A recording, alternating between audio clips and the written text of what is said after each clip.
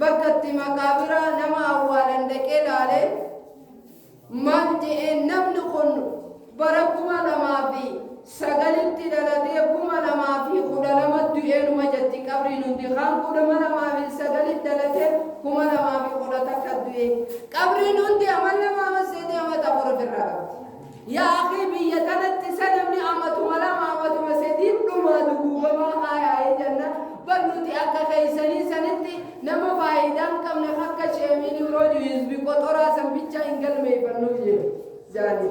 nuti namni faayida qaba dhalate jennee beekamtii kenninuuf nama hawaasa tokko yoo xiqqaate maatii takkaaf bu'aa buusuu danda'e nama san maal jennaan jaa dhalate jennaanii yookiin kan nama duniyaa kanarratti ba'aa ta'ee deeme jennaan malee ba'aan barreessinuu jaanii dhalateen jennuuni guyyaan inni itti dhalate guyyaa hawaasni bu'aa takkarraa arge guyyaa inni waan takka haa